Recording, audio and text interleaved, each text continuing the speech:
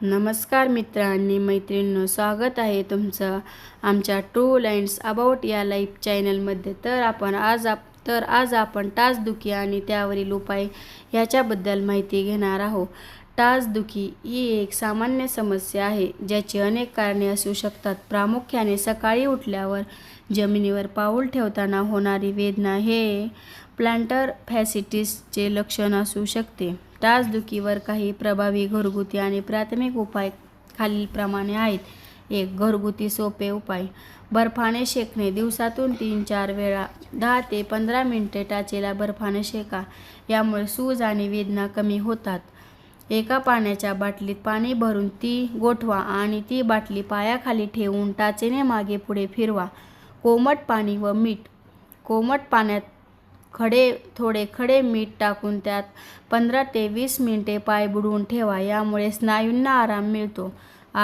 वेदना जास्त असताना धावणे, जास्त वेळ उभे राहणे किंवा लांबवर चालणे टाळा। पायाला पुरेसा आराम द्या। 2. महत्त्वाचे व्यायाम। भिंतीचा आधार घेऊन स्ट्रेचिंग। भिंतीसमोर उभे राहून दोन्ही हात भिंतीवर ठेवा। एक पाय मागे घेऊन टाच जमिनीला टेकवा आणि पुढचा पाय गुडघ्यात वाकवा, यामुळे नसा ताणल्या जाऊन आराम मिळतो। बॉलचा वापर। खुर्चीवर बसून पायाच्या तळव्याखाली टेनिस बॉल किंवा लाटणे ठेवा आणि ते तळव्याने मागे पुढे फिरवा। 3. पादत्राणांची निवड। मऊ चपला। घरी अनवाणी चालणे टाळा। जाड आणि मऊ तळ असलेल्या चपला किंवा डॉक्टर अर्थो चपला वापरा। Heel pads. बुटामध्ये सिलिकॉन हील कप्स किंवा इनसोल्सचा वापर केल्यास टाचेवरचा ताण कमी होतो। 4. इतर काही टिप्स। वजन नियंत्रण। शरीराचे वजन जास्त असल्यास टाचेवर अतिरिक्त ताण येतो, त्यामुळे वजन नियंत्रणात ठेवण्याचा प्रयत्न करा।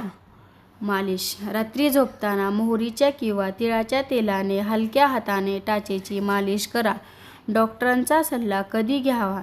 जर वेदना असह्य असतील, टाचेला खूप सूज आली असेल, वरील उपाय करूनही 2-3 आठवड्यात फरक पडत नसेल तर, जर तुम्हाला मधुमेह किंवा इतर काही जुने आजार असतील तर कोणताही उपाय करण्यापूर्वी डॉक्टरांचा सल्ला नक्की घ्या।